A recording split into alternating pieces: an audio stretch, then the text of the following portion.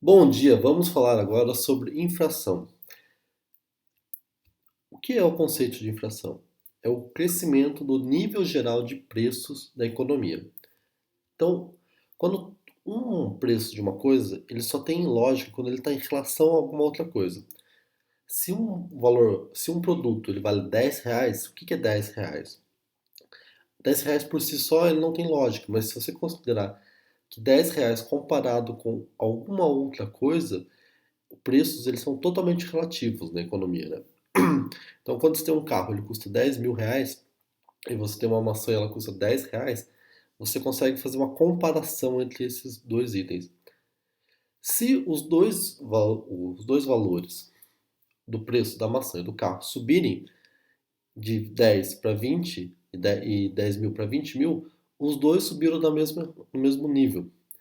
Então, comparativamente, eles se mantêm iguais. Só que teve uma inflação, né? A gente fala que teve uma inflação de 100%, porque os preços eles simplesmente dobraram nesse período. A inflação é exatamente isso. É o aumento generalizado do nível de preços, certo? Esse é o conceito mais básico que a gente vai ter. Os aspectos históricos. Nos últimos 60 anos, os preços têm subido aproximadamente 5% ao ano nos Estados Unidos. O Brasil tem uma série de problemas com a inflação. Durante a década de 80, o Brasil se endividou muito. E durante a década de 70, 80, isso gerou um aumento dos preços muito grande e a inflação acabou desestabilizando toda a economia. O Brasil teve 7 planos econômicos até conseguir superar a inflação. O plano que conseguiu superar a inflação foi o Plano Real, que é o que dá o nome à nossa moeda até hoje. E o Plano Real é importante falar que ele não é apenas um plano que é monetário, né? Ele não é apenas uma moeda, ele é um plano econômico. Então ele tem toda uma série de outras lógicas por trás dele. A deflação significa diminuição dos preços médios, ou seja, é o oposto da inflação. Esse mês é provável que vá acontecer deflação nos preços, no nível de preços por causa da pandemia. Como as pessoas estão comprando mesmo menos, uma quantidade menor, isso quer dizer que o nível de preço ele vai cair um pouquinho. Isso é bem raro de acontecer. E a deflação costuma ser pior que a inflação. A hiperinflação refere-se às altas taxas de inflação, tais como as que aconteceram na Alemanha, experimentou em 1920, né? A gente tem a inflação alta, é, praticamente a super e a hiperinflação. Só para vocês terem uma ideia, durante a guerra, né, a primeira e a segunda guerra mundial, os dois países ali estavam disputando e existiam armas que eram econômicas. Então os franceses eles roubaram as máquinas de produção de dinheiro. Eles literalmente foram lá na Casa da Moeda, roubaram a máquina e começaram a produzir notas, né, do marco alemão. Então isso colocou muito dinheiro alemão e fez com que o dinheiro alemão começasse a perder valor. Então, a partir do momento que o dinheiro não tinha mais valor da economia, a Alemanha ficou mais pobre, né? Porque o dinheiro que eles tinham, como tinha muito, aquilo foi perdendo o seu valor relativo. Isso foi uma arma usada. A teoria clássica da inflação. A teoria quantitativa da moeda é utilizada para explicar os determinantes de longo prazo do nível de preço e da taxa de inflação. Inflação é um fenômeno que envolve toda a economia e é referente ao valor do meio de troca. Então, é exatamente esse valor, o dinheiro, né, possui, a moeda mais especificamente, ela possui uma série de funções, né? Ela tem que servir como meio de troca e como meio de contabilidade também, né? Então, para a gente fazer a comparação, quantas maçãs eu preciso para trocar por um carro, se a inflação estiver muito alta e muito estável, eu não sei fazer a conta. Antigamente, era comum das pessoas irem no supermercado comprar um carrinho cheio de coisa, porque até o final do mês o dinheiro deles ia começar a perder valor, eles não sabiam fazer as contas, e muita gente comprava ativos físicos, né, como casa e terreno, como forma de proteger seu patrimônio, porque deixar o dinheiro na inflação, a inflação ela come o dinheiro, a gente fala, né? Por quê? Se eu tenho R$ 100, se eu pegasse R$ 100 lá no começo do plano real, em 94, eu colocasse ele embaixo do meu colchão, aqueles R$ 100, ele ia estar perdendo valor proporcionalmente porque a inflação no Brasil ela é consideravelmente alta. Para vocês terem uma ideia, no Brasil a taxa média que o Banco Central busca da inflação é 4,5% ao ano, com uma banda de 2% para cima, ou seja, até 6,5%, ou abaixo, 2,5%. Então, quando a inflação está dentro dessa banda, tá ok. Se a inflação está para cima disso, o Banco Central usa de alguns mecanismos, que a gente vai falar depois, para tentar conter isso. Principalmente o aumento da taxa de juros, né? Então, quando a gente fala que a inflação é um fenômeno que envolve toda a economia, é exatamente por causa disso, né? A inflação ela vai comendo o dinheiro, a gente fala, né? Quer dizer que ela vai fazendo com que o dinheiro perca o seu poder de compra, né? O seu valor relativo ao longo do tempo. Quando o nível geral de preço sobe, o valor do dinheiro diminui. Ou seja, é exatamente isso. Quando você tem uma inflação, que é um aumento geral de preços, o dinheiro que estava ali parado ele vai caindo. Como o Brasil tem uma inflação, vamos dizer assim, se você considerar a meta, que é 4,5, em 10 anos você vai ter mais de 40% de inflação. Isso está corroendo em 40% o valor do dinheiro. Então a inflação no Brasil é um grande problema, até hoje. A oferta de moeda, a demanda por moeda e equilíbrio monetário. Bom, tudo tem que ter uma oferta e uma demanda, certo? A oferta de moeda é a variável controlada pelo Banco Central. Ou seja, o Bacen, o Banco Central, ele consegue controlar o dinheiro, a quantidade de dinheiro, a oferta. Por meio de instrumentos tais como operações de mercado aberto, né? O Banco Central controla diretamente a quantidade de moeda ofertada na economia. Então, o Banco Central ele faz uma operação que é basicamente compra e venda de algumas títulos, né, títulos da dívida do governo. Então ele compra e vende e ele faz ele vai comprando e vendendo. Quando ele compra um título, vamos lá, essa aqui é bem interessante. Um título, o Banco Central ele pode emitir um título. Tá lá, vai lá e coloca esse título a mercado. O valor de face do título é 1.000. Ele é vendido com deságio, que é a taxa de juros, 900, digamos assim. Essa diferença é os juros. Então, quando o Banco Central ele coloca um título no mercado, ele está pegando o dinheiro. Quando ele está vendendo o título, ele tá fazendo uma operação inversa, ele está colocando dinheiro. Vocês entenderam? Quando ele compra o título, ele pega o título e põe dinheiro no mercado. Faz essa operação, ele consegue controlar a quantidade. A demanda por moeda, por sua vez, tem diversos determinantes, incluindo a taxa de juros e o nível médio de preço da economia, né? A demanda está do lado mais da economia real, digamos assim. As pessoas reservam dinheiro porque este é um meio de troca, né? Que a gente já conversou.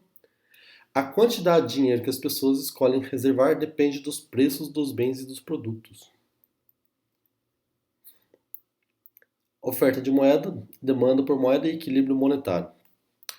No longo prazo, o nível geral de preço se ajusta ao nível para o qual a demanda por moeda se iguala à oferta. Tá, vamos lá por partes. No longo prazo, no curto prazo pode existir alguns certos desencontros, mas no longo prazo a ideia é que os dois se encontram. O nível geral de preço se ajusta ao nível geral para o qual a demanda por moeda se iguala à oferta. Oferta e demanda têm que se igualar no longo prazo. Como o nível de preços é determinado e porque ele se modifica ao longo do tempo, é aí que é a base da teoria quantitativa da moeda, né? O nível de preços. A quantidade de moeda disponível na economia determina o valor do dinheiro. E aqui é importante, né? Se o Banco Central ele simplesmente imprime o dinheiro começa a perder valor, que nem os franceses fizeram com os alemães durante a guerra. A principal causa da inflação é o crescimento da quantidade de moeda. Os exemplos clássicos, né? A Alemanha na guerra, ou a Venezuela também tem um problema com o excesso de emissão de dinheiro. O Banco Central simplesmente fala para a Casa da Moeda imprimir dinheiro. O Banco Central tem esse poder. Se o governo quiser imprimir dinheiro, ele pode fazer isso? Pode. O Banco Central tem o poder sobre a Casa da Moeda de imprimir quanto dinheiro ele quiser. Qual é o problema disso? Se o Banco Central fizer isso, ele começa a imprimir muito dinheiro, o dinheiro perde valor. Isso gera inflação. Então, o Brasil pré-plano cruzado tinha isso. O plano cruzado foi um dos que foram 7 planos. O plano real foi o plano que se estabilizou de uma forma total, mas o plano cruzado foi um dos que quebrou com esse mecanismo que o Brasil tinha de ficar emitindo dinheiro. É, quando um país se super endivida, que foi o caso do Brasil na década de 80, a dívida do país começa a crescer muito. 50, 60, 70, 80, 90, 100% do PIB. Essa dívida é tão grande que o Brasil, para pagar isso, ele precisava imprimir dinheiro. Então o Brasil imprimia o dinheiro e pagava. Só que isso gerava inflação. E a inflação gera todos os problemas que a gente está discutindo agora. Velocidade e equação das trocas. A velocidade de circulação da moeda refere-se à rapidez com que uma unidade monetária viaja pela economia de um bolso ao outro. Então a velocidade ela é conforme quantas vezes um dinheiro, a moeda, passa de uma mão para outra, né? E aqui nós temos a principal fórmula, né? Da velocidade, que é igual, ó, onde a velocidade é igual ao nível de preços, né, que é o P, a quantidade produzida, que é o PIB, e a quantidade de moeda. Então, o dinheiro, ele fica, quando você pega o dinheiro, deixa na carteira, depois você passa, vai lá na padaria, compra, da padaria o negócio flui. A gente já falou do fluxo circular da renda, exatamente esse movimento, né? Qual a velocidade disso? E essa aqui é a fórmula mais importante da teoria quantitativa da moeda. Indo além, reescrevendo a equação, obtém-se a equação da quantidade, né? MV é igual ao PY. Essa aqui é a regra mais básica, simples, e é a base da teoria quantitativa. Então, quantidade de dinheiro, certo? Versus a velocidade igual ao nível de preços versus o PIB. O Y é a economia real, né? O produto. O P é o nível de preços. Então essa equação ela tem que estar, é uma identidade na verdade, ela tem que estar nivelada. Se um dos lados, se a economia, se o Y cresce, a oferta tem que aumentar, certo? E se o nível de preço, se você consegue aumentar a oferta e o Y não está crescendo, está aumentando o M, e o Y não está crescendo, o P vai crescer. Então a economia ela tem que estar em equilíbrio. A oferta e a demanda no longo prazo elas têm que estar iguais. Se elas não tiverem, vai gerar um desequilíbrio que acaba sendo o P. O P ele aumenta, que é o nível de preços, e isso gera inflação. Que é o que eu acabei de explicar. Velocidade e equação das trocas. A equação de quantidade relacionada à quantidade de moeda e ao valor nominal da produção. É basicamente essa relação, né? A equação de quantidade mostra que um aumento da quantidade de moeda dentro da economia deve refletir em uma das outras três variáveis. O nível de preço deve subir, a quantidade produzida deve aumentar, que é o PIB, a velocidade de circulação da moeda deve aumentar. Alguma dessas variáveis tem que estar equilibrada naquela equação, naquela identidade. Aqui nós temos o PIB, PIB nominal, quantidade de moeda e a velocidade de circulação. Então nós temos os anos e os índices aqui, o índice de inflação que a gente vai colocar como 100 em 1960, né? A velocidade, que ela é relativamente constante, né? Ela quase não muda. Aqui nós temos o M2, que é a oferta, e aqui nós temos o PIB nominal. Então tem que existir uma relação entre esses dois, né? Desculpa. E então a oferta ela tem que ser o mesmo nível do PIB, para que isso faça com que a diferença entre os dois não cause o aumento do nível de preços, que é a inflação, né? O conceito é esse, né? A oferta tem que ser igual à demanda. A velocidade de circulação da moeda é relativamente estável ao longo do tempo. Isso aqui não mudou muito. Pode ser que hoje talvez a gente tenha está passando por um momento que pode ser que isso mude com a ascensão das fintechs, né? Então as fintechs a gente consegue comprar e pagar por cartão de crédito, por QR Code, e existe uma possibilidade de que a velocidade da circulação da moeda ela dê uma aumentada, mas ainda não, a maior parte dos estudos não consegue mostrar isso, né? Quando o Banco Central modifica a quantidade da moeda, isto causa mudança proporcional no valor nominal da produção, que é a equação, né? Se o Banco Central oferta muita moeda, isso gera naquela equação, se o Banco Central modifica a quantidade da moeda, isso causa mudanças proporcionais no valor nominal da produção. Como o Y não está mudando tanto, né, você tem que o PY ali, o preço acaba sofrendo muito mais do que o Y. Existem algumas coisas que o Banco Central pode fazer na oferta e quantidade de moeda que impactam o P a curto prazo, mas a longo prazo é mais provável que o P sofra isso. Então, quando o Banco Central modifica a quantidade de moeda, ele pode afetar ou P ou Y. No curto prazo, o Y ele aumenta. Então, quando há um choque de curto prazo, na oferta da quantidade de moeda, isso faz com que o PIB cresça um pouco. Só que depois o PIB ele volta ao seu estado natural e o P que assume isso. Isso aqui é uma discussão bem acalorada na economia. Se os choques de oferta monetária podem causar crescimento econômico, né? Ainda existe muito debate nessa área. A moeda é neutra, portanto ela não afeta a produção. Exatamente isso aqui que é a discussão. No curto prazo, quando o Banco Central dá um choque, ele consegue fazer com que o Y dê uma variada, mas no longo prazo não. Então, no longo prazo, o Y ele é a moeda é neutra e o P que sofre as variações, né? Essa é uma discussão. A neutralidade da moeda, é o termo que os economistas usam, é uma discussão que tem muita gente que defende um lado, tem gente que fala que não, tem gente que fala que sim, mas de uma forma geral, no longo prazo a moeda é neutra. No curto prazo existe uma discussão um pouco maior de que existem alguns efeitos. Quando o Banco Central altera a oferta de moeda e induz mudanças paralelas no valor nominal da produção, aquelas modificações também se refletem em variações do nível de preço, né? Então é o que a gente fala. O Banco Central ele pode alterar a oferta de moeda, isso induz mudanças no valor da produção, né?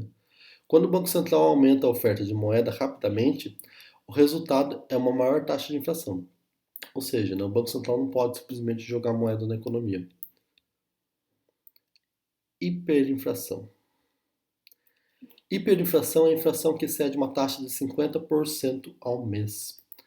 A hiperinflação ocorre em alguns países quando o governo imprime muito dinheiro para pagar seus gastos, né? E aqui nós temos os exemplos de dois países, né?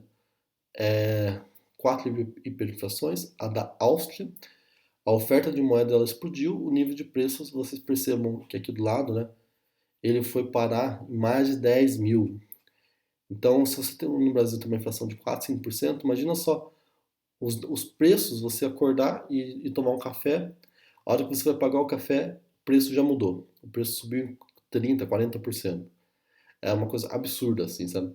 Você comprou um café por R$ 2 e quando você vai pagar é 2,30, 2,40, 2,50, R$ 3. Uma hiperinflação é exatamente quando o nível de preço na economia ele simplesmente ele deixa de ter uma relação. Então, o supermercado ele fica remarcando literalmente toda hora os preços para tentar não perder. E isso aconteceu em vários países, a Áustria, a Hungria, a Alemanha, né? A gente tem o caso mais famoso e a Polônia também. A Polônia também estava na guerra, né? Então, o que aconteceu? Olha só o nível de preços de R$ 100. Como eles imprimiram tanta moeda desses países, vocês percebam que exatamente ali na Alemanha tem um choque, né? Eles imprimiram tanto dinheiro desses países que o dinheiro simplesmente perdeu todo o valor, todo o valor. Isso é uma das coisas que acabou acontecendo, né? A Venezuela também tem uma hiperinflação nos últimos anos, né? O que acontece? Quando um país tem uma hiperinflação, a moeda deixa de ter valor e a economia tende a se tornar dolarizada, né? O dólar é a moeda forte que a gente fala. Hiperinflação e a taxa de inflação, né? Quando o governo aumenta a receita imprimindo dinheiro, isso é conhecido como imposto inflacionário, né? Ou senhoriagem, que a gente fala também. É um sinônimo. O imposto inflacionário funciona como um imposto sobre todos aqueles que retêm moeda. Ou seja, a inflação acaba afetando a economia como um todo mundo que tem dinheiro acaba sendo afetado. Pessoas mais pobres são prejudicadas de uma forma mais intensa, porque a pessoa mais pobre ela praticamente a quantidade de dinheiro que ela tem em mão em relação ao patrimônio dela é muito maior. Então ela não tem como fugir, né? A inflação termina quando o governo realiza reformas fiscais, tais como diminuindo seus gastos, né? Ou seja, o governo ele pode gastar mais do que ele arrecada. Se ele tiver uma diferença pequena, isso ele consegue controlar isso. Se a diferença for muito grande, né, o déficit nominal da economia, isso acaba gerando um aumento da dívida. O aumento da dívida leva ao Banco Central tem que imprimir dinheiro e isso causa a inflação, que pode chegar na hiperinflação. Então esse é o mecanismo, né, de como é passado, né, como se gera inflação. O efeito Fischer. De acordo com o efeito Fischer, Fischer foi um economista, né? Quando a taxa de inflação aumenta, a taxa de juros nominal sobe pelo mesmo montante. A taxa de juros real permanece a mesma e a taxa de juros reais versus juros nominais será abordada adiante. Então, o que é a ideia do Fischer? Se a economia está aumentando, você consegue controlar isso pela taxa de juros. Então, a taxa de juros ela pode controlar a economia ao fazer que ela diminui, ela enxuga a economia. Então, quando eu vou fazer um investimento, eu vou lá, falo assim, eu preciso de 100 mil reais para abrir uma padaria. E esses 100 mil reais ele vai me gerar um retorno, né? Ele vai dar um lucro no futuro. Então eu faço essa análise de investimento. A taxa de juro ela consegue controlar a economia exatamente falar o seguinte: o governo ele vai lá e fala o seguinte: eu pago todo ano para vocês uma taxa de juros de 20% ao ano para que vocês emprestem dinheiro para o governo. Então é uma taxa de juros alta, né? Qualquer coisa que tenha uma rentabilidade abaixo de 20%, você não vai fazer. É melhor emprestar dinheiro para o governo. Então, quando a taxa de juros é alta, muita gente empresta dinheiro para o governo e não investe na economia. Isso desacelera a economia. Quando você tem uma taxa de juros baixa, tipo 0%, você pode tipo 1%. Você pode ir lá no governo, captar 1%. Quem faz isso, na verdade, são os bancos. Eles captam 1%, então qualquer projeto que tenha um retorno acima de 1%, ele é interessante. Então você pode ir lá e fazer. Quando a taxa de juros está muito baixa, isso acelera a economia. Até mesmo que quando existem crises econômicas, o Banco Central ele diminui a taxa de juros para estimular a economia. Taxa de juros nominal e a taxa de inflação. Essa é a inflação e essa é a taxa de juros nominal. A taxa de juros nominal, ela é a taxa de juros real mais a inflação, né? Os custos da inflação. Diminuição do poder aquisitivo. A inflação sozinha não reduz o poder real de compras, né? Custo de sola de sapato, que é você ir fazer as pesquisas, né? Quando você sabe quanto custa uma Coca-Cola, você tem esse valor de referência na sua cabeça. Quando a economia está tão desestabilizada e os preços estão mudando todo dia, você perde essa referência. Então você tem que ficar pesquisando. O custo de menu é o custo de remarcação, então você não fica remarcando o preço todo dia, todo mês, nem todo ano às vezes. Na economia, quando ela está estabilizada, o custo de menu ele é muito baixo. Então, mesmo quando existe a inflação, ela demora um pouquinho para chegar por causa desses custos. A variação dos preços relativos, né? Quando você tem inflação, você não sabe exatamente quanto é o carro em relação às maçãs, né? Distorções tributárias, isso aqui é outra coisa importante.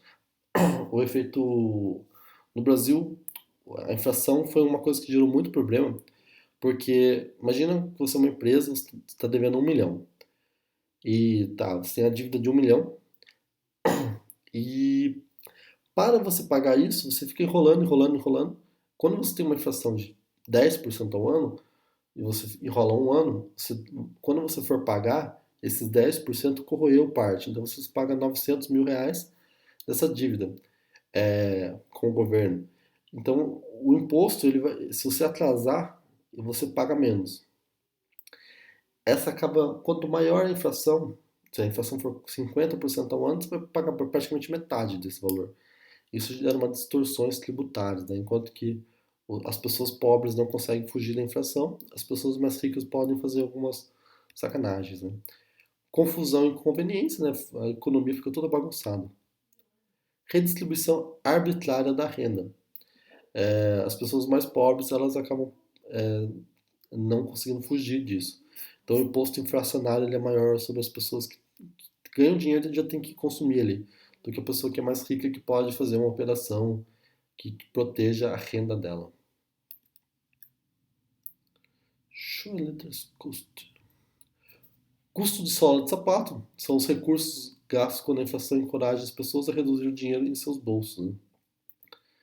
A inflação reduz o valor real do dinheiro, portanto as pessoas têm um incentivo para minimizar a posse da moeda. Né? Elas vão lá e compram tudo desesperadamente. Menos dinheiro no bolso significa viagens mais frequentes ao banco para sacar dinheiro para pagar as contas do dia a dia. Isso era uma realidade do Brasil antes do Plano Real. Depois que o Plano Real veio, as pessoas pararam de sacar o dinheiro de forma tão desesperada. Né? O custo real de reduzir o carregamento de dinheiro é o tempo e conveniência que você deve sacrificar para manter menos dinheiro em suas mãos. Ah, viagens extras também não são tão interessantes. Né? O custo de menu, como já falei, são custos de ajuste de preços. Durante períodos de alta inflação, torna-se necessário atualizar a lista de preços. Esse é um processo que consome recursos, né? Fazer um novo menu ali. O Brasil hoje faz tempo que a gente não experimenta isso, né? De você ter uma atualização tão constante dos menus. A variação dos preços relativos. A inflação distorce os preços relativos, né, profundamente. Decisões de consumo são distorcidas e mercados são menos aptos a alocar os recursos para os seus melhores usos. Então, quando a economia está muito os preços estão variando muito, você não sabe o que é bom e o que não é. Para você fazer um projeto de investimento, você leva alguns meses. Aí, quando você termina o projeto, os custos estão ali meio bagunçados, você não confia naquele número, então você não investe. Distorções tributárias, né? A inflação superestima os ganhos de capital e aumenta o ônus do imposto sobre esse tipo de renda. Então, aí é outra coisa, né? Se o preço está subindo 100% ao ano, o preço das ações também tende a subir 100% ao ano. Isso parece que está sendo um ganho de capital. Então, existe uma taxação sobre esse ganho que, na verdade, não teve um aumento real. Com impostos progressivos, os ganhos de capital são taxados mais pesadamente. Né? Distorções tributárias. O imposto de renda trata a taxa de juros nominal obtida em aplicações como renda. Esse é o problema, né? Mesmo que parte dos juros nominais sejam meramente para compensar a inflação. Então, quando você investe em alguma coisa, pode ser uma renda fixa, ela te dá 10% de renda nominal, só que a inflação foi 9, então você só teve 1% de renda real. Só que aqueles 9 vão pagar imposto, né? E aí acaba consumindo. A taxa de juros real, após o pagamento do imposto, diminui, tornando a poupança menos atrativa.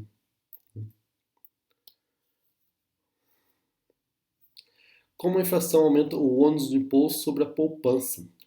Economia 1, economia 2, taxa de juros, taxa de inflação. E aí vocês podem ver no exemplo, né, que quando você tem uma inflação, ela aumenta a taxa de juros nominal.